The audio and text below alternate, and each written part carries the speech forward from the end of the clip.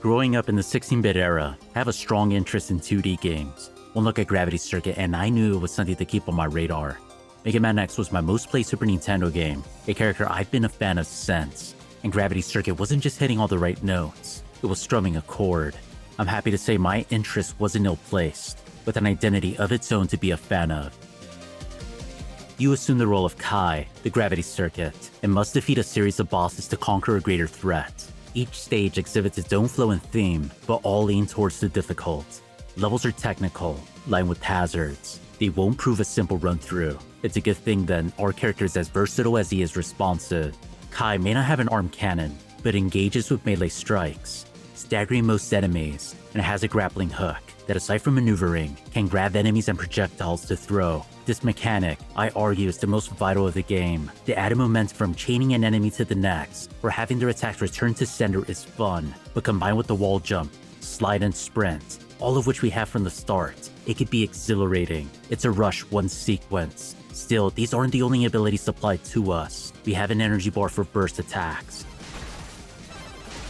Think of the boss abilities from Mega Man, as set for purchase. Our first is provided free, but is useful until the end. A damning punch to the enemy, helping us to close the distance to them and platforms. 4 can be equipped at a time, with more becoming available as bosses are defeated in the hub world.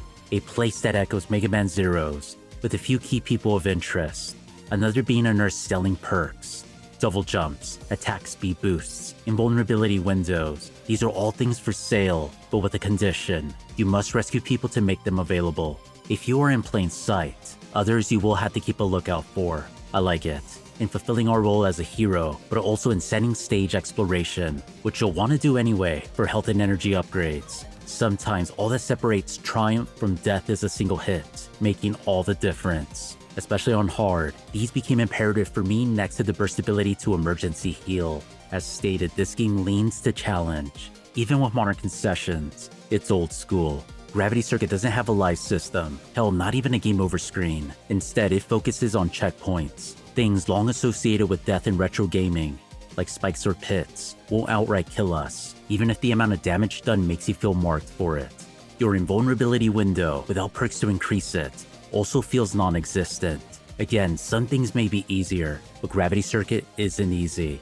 It may sound like it's just swapping annoyances, but in reality it's blunting them. When you reminisce about the classics, few things can be as frustrating as a game over, that for another chance, you need to rework your way back, hopefully with more lives and better power-ups than before. The changes here are a response to the sentiment, a time saver, spurring you to keep going, to hone your skills. You may restart at full health, yet the developer curved things by having burst energy having to be bought back, the price increasing every time. On course for the boss, it's nothing to worry about, but before them, the expenses can quickly mount. Unlike Mega Man, there are no weaknesses to exploit. You must focus on learning patterns and being ready to act. Does it suck? On the contrary, the experience is thrilling. It may take several tries, but each time patterns are laid bare. You'll soon venture unfazed, learned of the ins and outs of a fight. When you manage the victory, it feels earned. When the music follows, a celebration. You ride a high that stays with you past the credits. And speaking of the music, with the current wave of 2D action platformers, it's a standout. It's beyond catchiness or confidence. It's their arrangements, how they're used. Composer Dominic Ninmark takes command of his creations. Instruments ebbing away as we travel to a stage. A boss introduction theme that ends with each having their own flourish.